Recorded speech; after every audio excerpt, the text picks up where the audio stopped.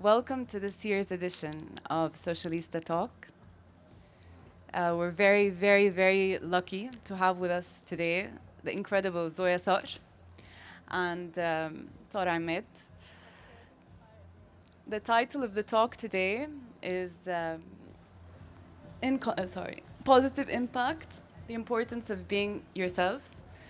And I think this extends to a lot of things, being on social media, being a public personality with a lot more to offer than just being a pretty face, being genuine in the way you are with people. And we might as well call this talk Real Talk. And it's one of the favorite, my favorite talks to program, because I think when it comes down to it, what people really want to see and what people really want to connect to and resonate with are real people, not just personalities.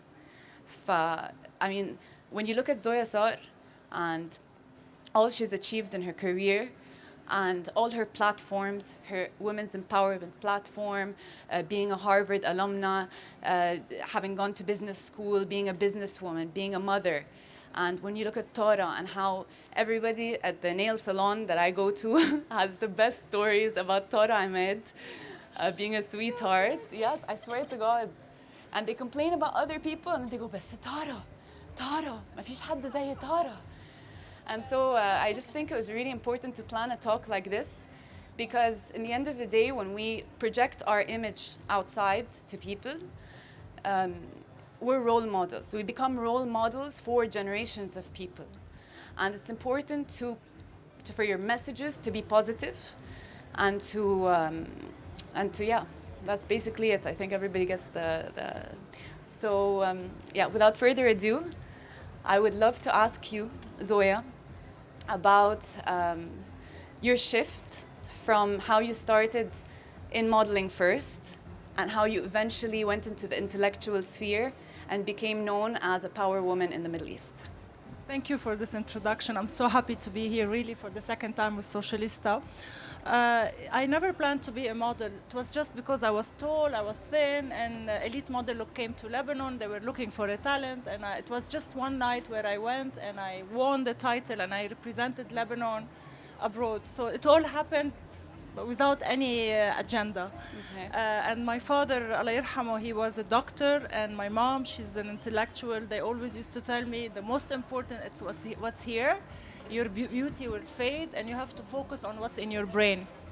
So this was very important because it stayed in the background of my mind always. I grew and I wanted to learn more and prove more that I can do it in business, I can do it in school and studying nonstop. Mm-hmm. So I'm grateful to the family I was born and raised in Lebanon. My mom is Russian and my dad is Lebanese. And I believe they put me on the right track. And life gave me lots of opportunities, definitely because I was on TV, definitely because maybe I looked a bit tall and good looking, but being genuine. You see, the first conversation when you saw Tara, you wanted to say, she's genuine. And I also heard this from Dubai people that are like, yeah, you are genuine. 100%. This is very important to be transparent. I do lots of interviews. I was so many times disappointed by people around the world that I interview. And I was so happy when I meet someone that looks like their character genuine. You feel if someone is genuine, Definitely. transparent. So easy to be genuine. You don't need to do any effort. Just be yourself. Of course. So yes, definitely.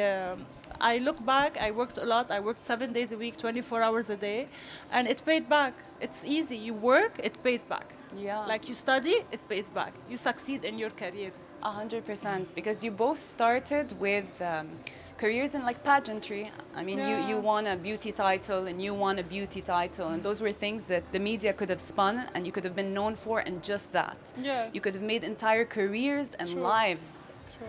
out of just this, True. but you chose to pursue other things. In the same sense, I also want to ask Tora about her shift from modeling, because we used to work together back in the day when we were doing fashion shoots and very cute small stuff in the studio, to being, doing a huge theater production of Aladdin and being a favorite in the Ramadan musalsalat, and just everything she's currently doing. How did that come about? Like, what pushed or what inspired the shift from just modeling into acting? Okay, hi everyone. First of all, thank you for the lovely introduction. And Zoya, thank you. Thank you for saying all these sweet things. Second of all, thank you for everyone who came and who's watching us. And honestly, this never gets easier. Like sitting and talking to people, it's hard. It's nerve-wracking to be It in is front of an nerve-wracking audience. because Yeah. you want to be at your best and you Yeah. want to actually say something that has meaning. But this is exciting, and I'm very, very excited to be here. My shift from modeling to acting, I mean, I've always wanted to act, and I love modeling so dearly, and it's always going to be a very big part of who I am and a big part of where I am. And I did modeling around for 10 years, and it taught me so much. And at the same time, it created a lot of insecurities in me because I constantly felt like I was not enough, like I was not good enough, like I'm never gonna reach where I wanna reach. And it's a very competitive industry. I mean, Very. all industries are. But this one, as a teenage girl that was kind of just struggling to find this part where she's very comfortable in her own skin and she's comfortable with the way she looks and constantly being said, you're too fat, you're too thin, you're too tall, you're too short. And I've heard it all from the worst to the best. So it was hard dealing with all these comments, but I pushed through, and modeling was exciting. Like I would do it all over again. And then I also wanted to act, and I was doing auditions day and night, and it was so hard. Like to get a role, it was nearly impossible. But I was so adamant that I want to do acting. I want to act in Egypt. I want to go to Hollywood, and this is like my dream, my childhood dream.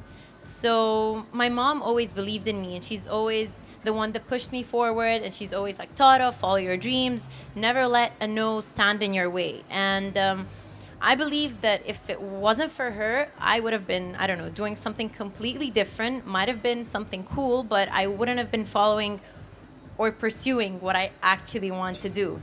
So she pushed me forward, and acting has been very exciting. Like I stopped modeling for about 4 years now, and I only do modeling if it's related to a campaign that I'm assigned to or a brand that I'm collaborating with. But other than that, I'm devoted to acting, devoted to acting classes, to learning more about humans, to observing humans, and I'm currently living the dream that I wanted to live, and I'm very, very thankful. I'm very grateful. And whenever someone asks me, what have you learned from like this few years that you've been pursuing the one thing that you want, is you're gonna hear so many no's. Like so many people are gonna tell you you're really not gonna succeed, this is really not meant for you, this is like you should really follow a different path. And that's okay. It's gonna create a thicker skin, and it's gonna push you forward, but you have to be smart about it because you cannot give up. And I honestly gave up like 1,000 times on the way. I was like, yep, acting is not for me, nope, this is not for me. And I would give up. And then because of my family, my mom, her support system, my friends, my school friends, they always believed in me, and I had that circle around me that no matter what, they were there.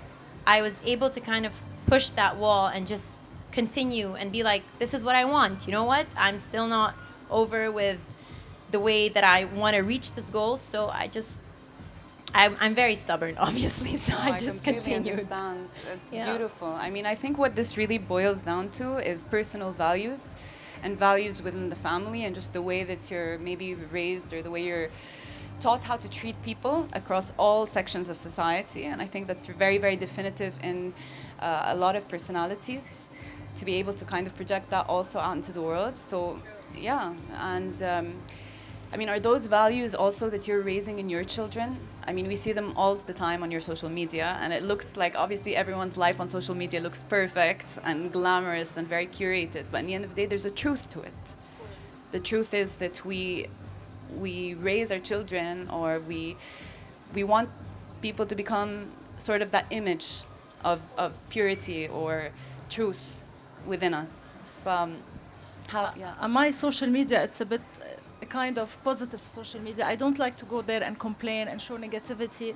means it's not 100% transparent. I chose to show the positive side, like to empower women, to inspire them with my lifestyle that is split between family, social life, and definitely being working hard, traveling, and following my career and my team. So my kids are seeing this definitely. I just launched a new business, and the best thing I heard from my son, we went on a one-on-one with my mom, a trip to Istanbul last week, and he told me in the airplane, you know, Mom, I'm watching you. You're doing something by yourself, and Papi is doing something by yourself, and both of you are doing something huge at the same time. Like he's like proud. He sees it. Of course. They see it when they see mommy coming late sometimes at the office. He knows what I'm doing, and he saw the impact of my new business. It was big, and he's watching his dad producing a big series. So kids get inspired, and they love to see their successful parents, and they want to be successful and independent. This is for me the most important thing, 100%. not to rely on their parents, like to have a dream and to follow their dream, and to be able to realize it like Tara did with her dream. Thank you. And how do you feel about your social media? What do you feel like genuinely? How do you feel about social media in general? Let's start there. I have a very love-hate relationship with social media in general. I was a very, very shy, like, teenager and a shy person, and I still am sometimes. And it kind of really creates this barrier of me just, going out there and. Quick question. Do you have someone managing your social media, or do you do it to yourself? I do it by Wow. myself. Yeah, Instagram. Like I don't go on Facebook as much, so I have like my management Facebook's is for handling the that. Old people. Yeah, We don't do it's Facebook too anymore. much for me. But my Instagram is fully me, and I want it that way. Like we discussed it, my management and we discussed it, and they're like, it's gonna be easier. But I'm like, but it's more genuine if it's me. So my love-hate relationship is created because it can be a lot, and being someone who is very private, and social media is really not that private, it kind of creates this scary feeling whenever you're on it. So I've been working through with my relationship with Instagram, let's say specifically for the past couple of years, and it's better. Like there was a time where I was like, yes, we're logging off, removing the application, 6 months. No one's ever gonna know anything about us. And then people will be like, Tara, are you okay? I'm like, I'm alive. I'm just really not documenting it. But after that, I learned that I can, put a timer on the application. I can unfollow people or things that are just not good for me, emotionally, mentally, and it's okay to unfollow, and it's okay to remove people, and it's okay to kind of be aware of what you're exposing yourself to, because social media, as incredible and as powerful and as amazing as it can be, if you're not really aware of how you're using it and the impact that it has on you, it could really be damaging. And it was damaging for quite some time for me. And we're humans, and we get attached to people, we get attached to ideas, and we compare ourselves. Like you know, in your head, you're like, oh, I really wish I got that role. I really wish I did this. I really wish I did that, and that's okay. And I guess the best part is like when you realize you're comparing yourself, or you realize that you're not satisfied with what you're doing because someone else is doing something else. You accept that feeling, you feel it out, and then you let it go. But when you judge yourself that you're feeling that feeling and you're annoyed, and then you're like going in this entire circle of annoyance. So just stepping out and realizing how incredible social media is, the power that you as an individual have, even if you have very small following, you could get affected by amazing things on there. There's some incredible accounts. You could connect with your friends. I'm connecting with family relatives that I've never seen in my life. They're all like, they're in the States, or they're in the UK, or they're I don't know where, and people that I've never met. And I'm friends with people that I met 10 years ago, because social media allows us to reconnect and to, just text each other. And it's so much easier than calling someone all the way in Thailand, for instance. But I'm now more aware of the good side and the bad side of it. And it's okay to take breaks. And I do take breaks, but it's not like, an official thing. I'm leaving and I don't know when I'm going to see you. It's just like, you know what? I have a 2-hour timer where I only use Instagram, let's say, for 2-3 hours a day, or 2 hours a day. And I try to take that time off because it's good for me. And I've seen the impact of it on me on the long run. Like, because sometimes I open my phone and I just click on the application and I'm not looking for anything. It's just, I'm used to it. And my fingers and my brain, like subconsciously, you're just used to opening the button and just, flipping through. So being conscious of that is very important. Why are you going on there? Are you just inspired to see something nice? Or do you want to post something cool? Or are you just bored and you're just flipping through? So I guess when I'm just, not feeling my best and I'm just taking my phone and flipping through, I'm like, okay, what can we do? Something else. Let's cook. Let's go read. And it's hard. I'm not saying it's so easy. It's hard, but by practice, you develop this habit that you don't have to be there all the time. And it's okay if you're not present all the time. And it's okay if you're not everywhere all the time. So now I'm liking it. I'm learning to like it because I'm very grateful for the exposure that I have. And it's a big responsibility, honestly. Of course. And whenever I can, I do post, random things that are just pictures of me being pretty, pictures of me, doing funny stuff.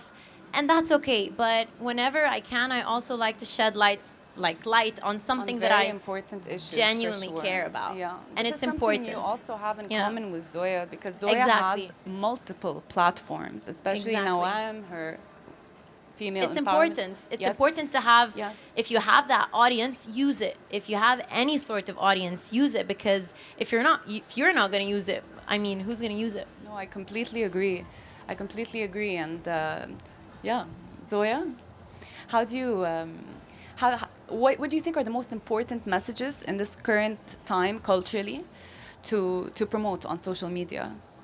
Definitely being true to yourself is so important in social media.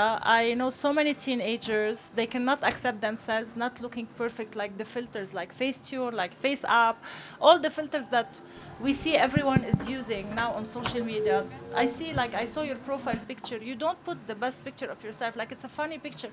We should be like this, like to put how we look like when we laugh, when we are acting, or to, for me, it was really, I know a girl that is a teenager, is refusing to put her real picture at an age of 14, where usually at 14, you should be happy with your skin, you have no wrinkles.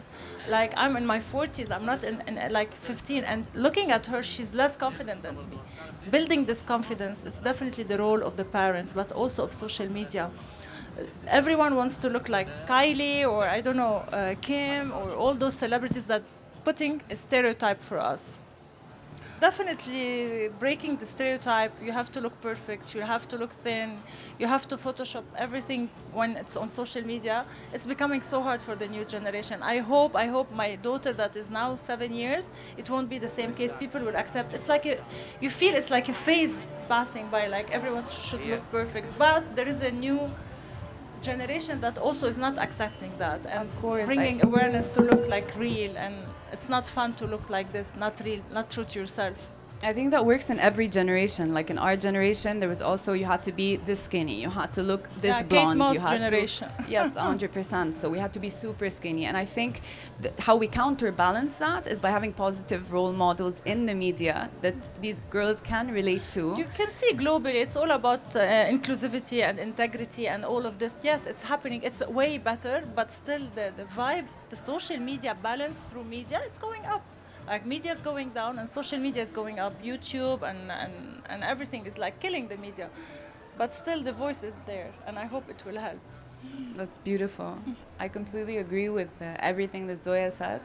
And she brought something to light regarding filters. Ammatan. All I'm thinking about right now is filters and how much of my stuff sometimes I filter when I'm trying to project something out into the world, despite having a private account where I put my own very personal content that is completely 150 million% unfiltered. But I feel like when I have to present myself to a group of people, there is that little give and take. I think we're all guilty of it to some level. You, not so much. Like, I've seen so many unfiltered photos of you throughout. I'm too scared to use them, honestly. Yeah. I'm like, what if I get hooked? What if I like it so much? It so I'm very, like, stay away, stay away. It's very addictive.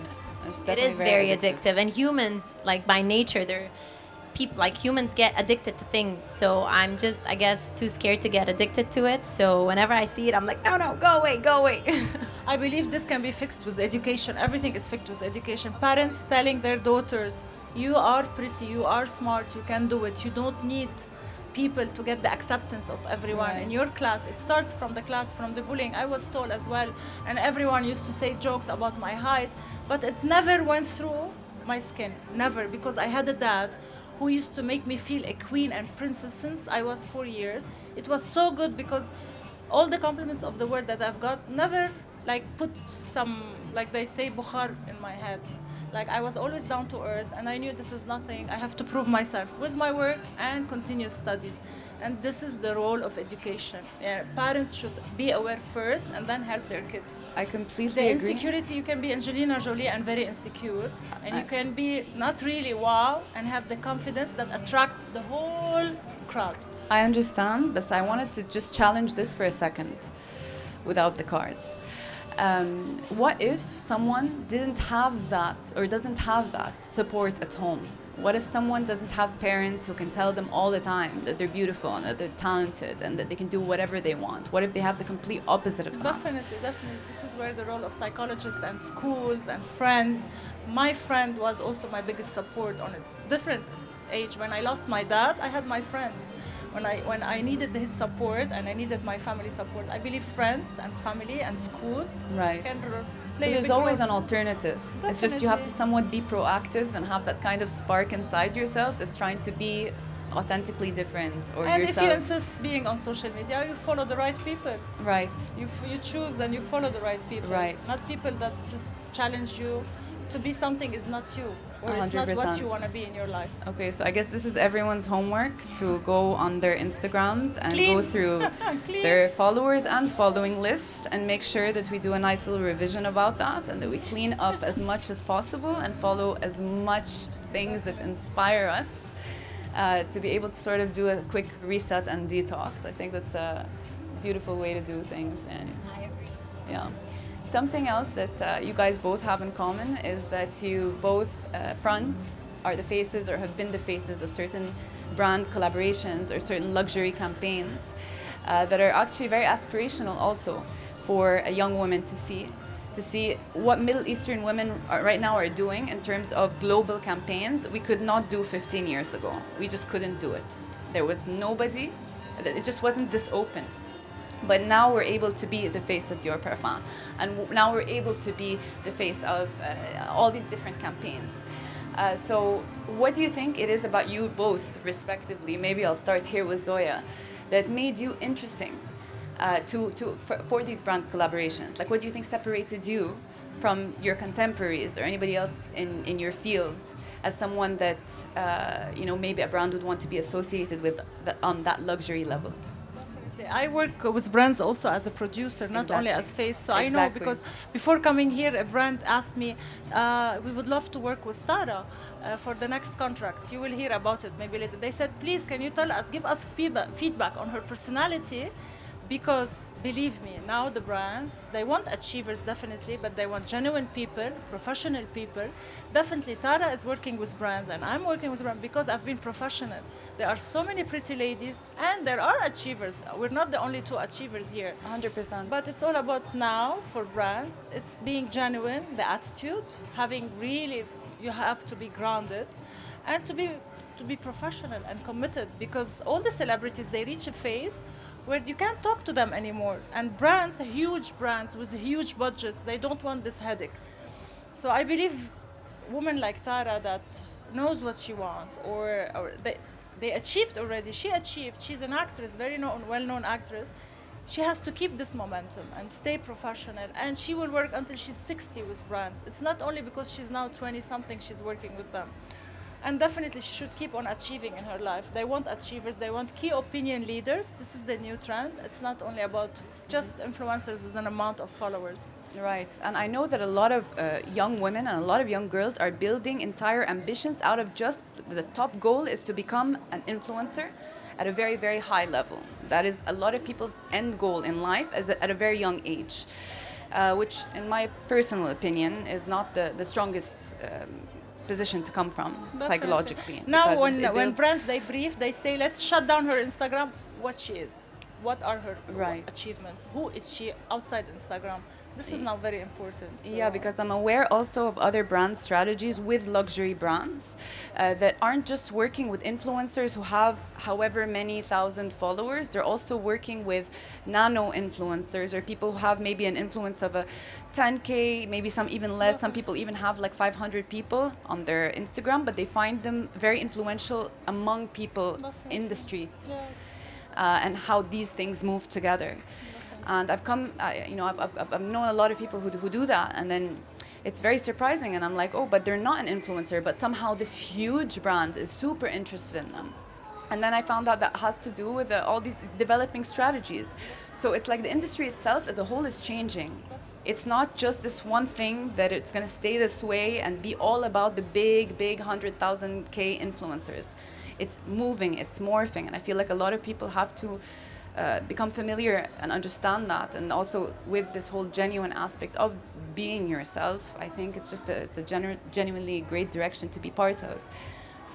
Tell us about your experience with Dior Parfum. I think that was the latest thing. This is from it. Yes, The yes, gorgeous it shoots. is. My friends were the team who was working with her, and they created Epic beautiful, team. beautiful imagery. Yes, that was an amazing collaboration, honestly. I just wanted to say and add on the things that Zoya said, that how do you pursue your dream and how do you continue doing what you love and how do you grow in your business, in your work, being an actress, being a model, whatever it is that you're pursuing, it's like you said, be kind to people, be genuine. Don't be mean. There's no reason to be mean, and people are not going to love you more or respect you more if you're being mean and if you're just being annoying all the time. So it's one of the advice that my mom told me when I was still a kid, and she's like, learn that the only way that you're gonna be able to grow and the only way that you're ever going to be able to succeed is by how good you are at heart and how this goodness you're projecting it onto people. So never get big-headed. She's like, that's the one thing that can ruin you. That's the one thing that could actually completely break your dream. So like you said, Zoya, I mean, being someone with a good reputation, just being a normal human being, basically, being on time, being good to people, doing your job professionally, talking to people in a good way, in a nice way, all this kind of adds up to your talent, to your profession, to your hard work. And it's not just, I'm deserving of being here. The world does not owe you anything. And also, my mom, she always tells me that, Tara, the world does not owe you anything. No one owes you anything. You have to get up, you have to work hard, you have to seize every single thing that you want to do and every single thing that you want in life. No one's just gonna come and give it to you like that because no one owes you that. So I guess waking up with that mentality that I have to get out there, be out there, and just be a good person to people. And honestly, I believe in this. If you are a good person, you're gonna meet good people, and you are gonna meet people who are gonna believe in you, people who are gonna push you forward, who are gonna be just as genuine and kind and nourishing to your talent just like you are. Right, I feel you, but there's something in the back of my mind that I'm dying to ask. What is Tara Emed's dark side? Dark sides? Like, what is, I mean, we can't be sunny all the time. I know sometimes True. we get down and we get a little depressive, and I know that's a very normal human cycle. But what is your dark side? The most you can I tell have us many. about your dark I have dark many. side. I mean, I'm very stubborn and a lot of times not really in the best direction. So I'd be stubborn and like till I go through with it and till I'm reaching the end, I'm like, that was not the best idea. So that's one of the things. And the other thing is all the patience that I have, like all the patience in the world, I just leave it for my work. In my private life, I'm not really patient. So I guess I just could take some patience from the patience that I put in work and kind of just add it to my private life. But I realized that sometimes when you're too nice or not too nice, when you're just being kind and genuine and just an easygoing person, people mistake it for oh, she's not going to say no if we kind of step on her toes. Right. So, So- boundaries. We need boundaries. And we Yes. need hard boundaries now. I've learned about boundaries a year ago. Yeah. And oh my goodness, my life has changed. Yeah. I learned that being nice does not mean that someone could take away what is mine, and take away from my comfort, and take away from what I deserve. Because in the beginning I was like, oh, maybe I should, just be nice and let it go. But when I learned about boundaries, my life changed. And maybe I've become a bit more, not mean, but I'm more like Firm. firm, and it feels good, and it feels okay. And it was kind of, it was like a bridge that I had to cross. It's okay to be firm. It's okay to say what you deserve and ask for what you need and what you want and what you deserve. It does not mean that you're a bad person. It just means that you value yourself so much that you're not going to let someone else kind of step on your toes, and you're just going to be there smiling and jiggling. I So gotcha. boundaries are epic, and we all have to know what our boundaries are in our private life, in our work life, with our families, with our friends. And it's okay if you lose people along the way. Yeah, It's I completely completely- fine. It happens, but you just gotta focus on you, because no one else is gonna focus on you if you don't. Yeah, and people will take you more seriously when you stand up for yourself. True.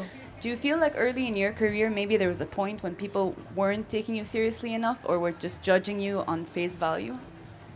They always took me serious because always I had a serious it, face, love and it. they judged me on that Okay. because they always judge me that I am a bit Russian, cold or tough. Okay. But once they know me, this is always I hear it. They change their mind.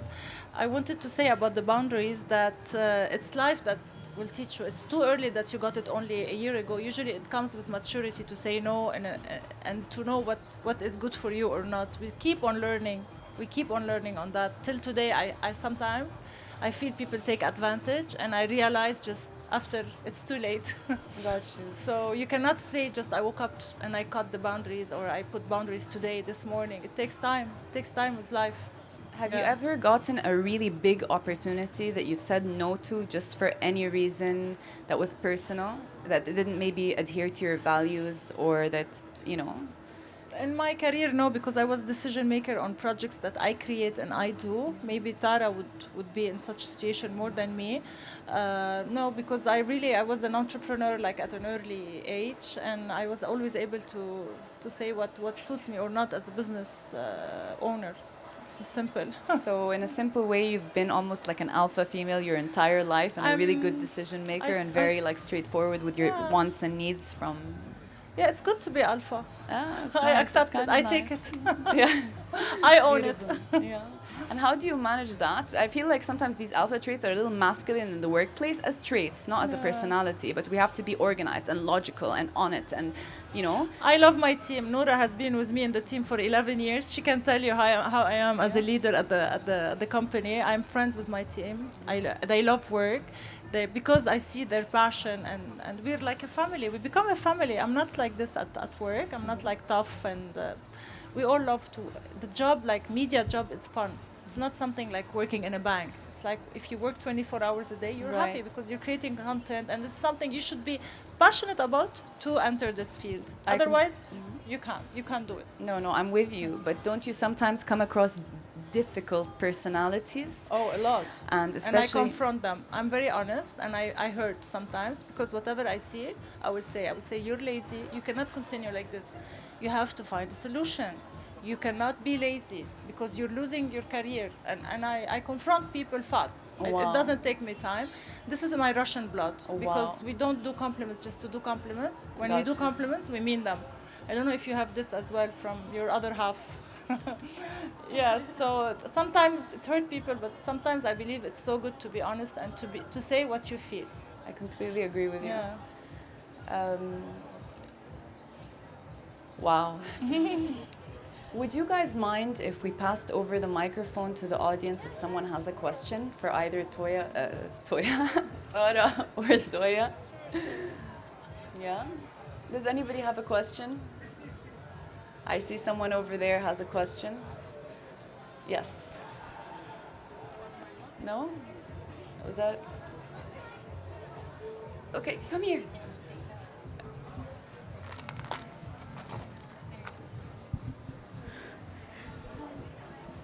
Sometimes we're not only meant to only we're the only ones to be happy.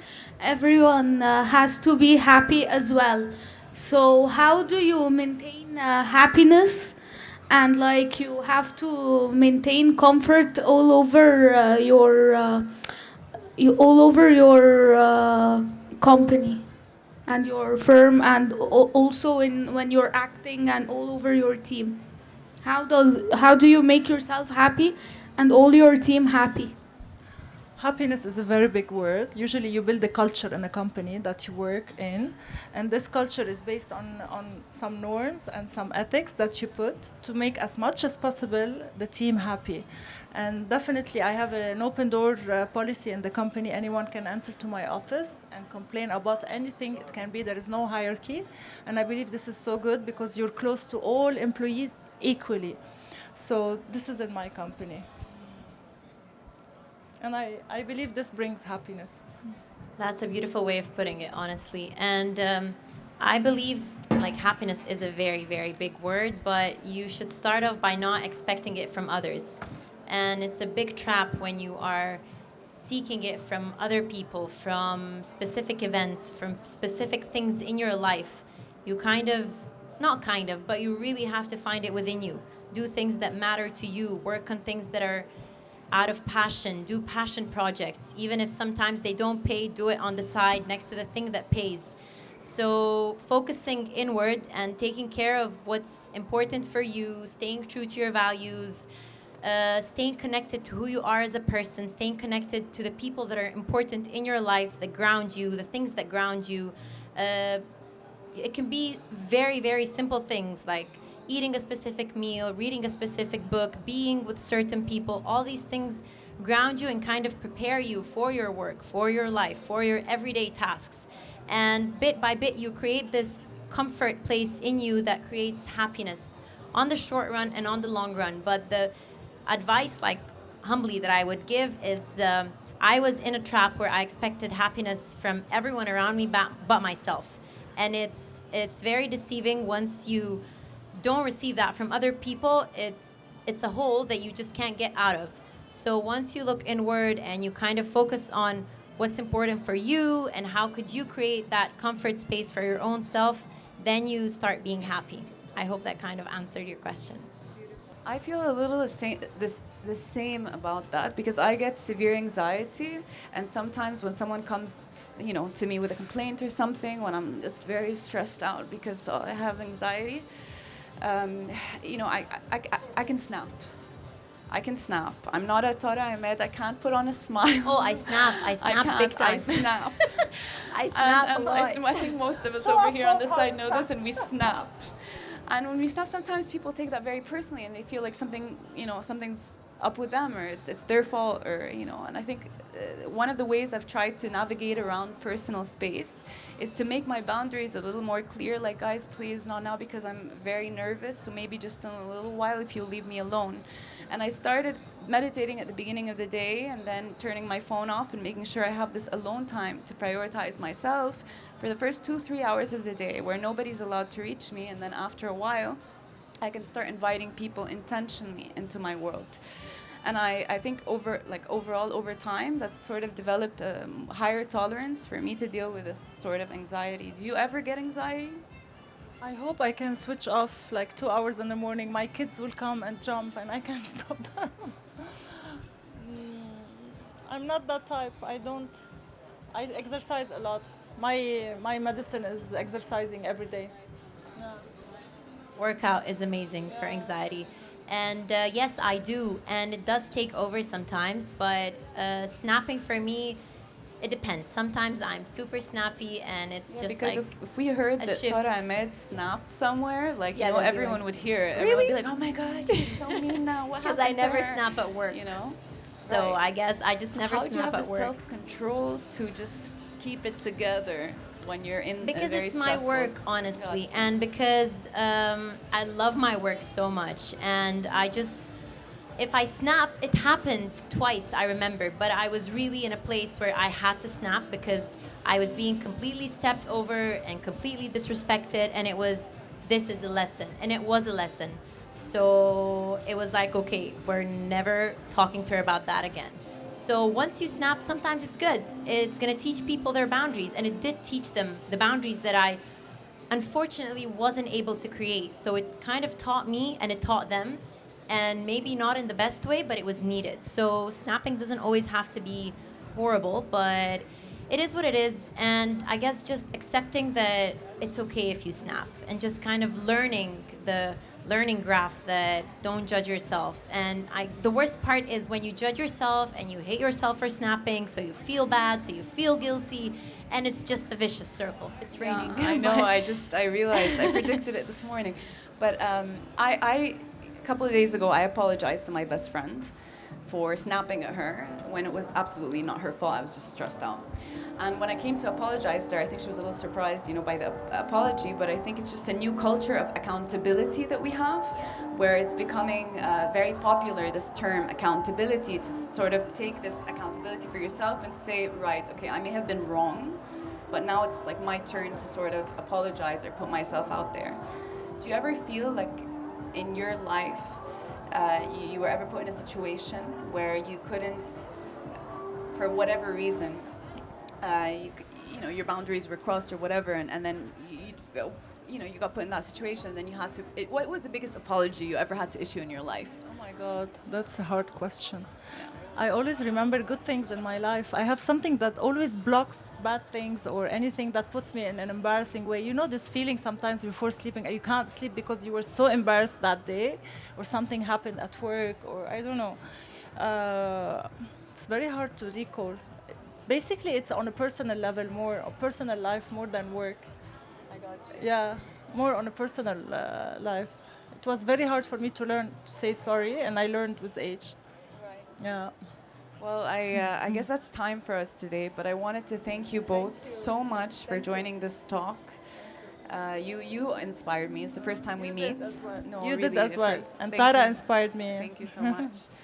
Thank you. You guys, were if we so can- incredibly inspiring. Thank you, No, Hussein. thank you. Zoya. If we can give a quick thank you to our amazing guests today, Zoya, Sar, and Tora Emad. Thank you so much for joining us, and maybe we'll have to take a little cover from the rain. All right, we'll. I'm wearing my rain boots. Thank you so much, Zoya and Tora.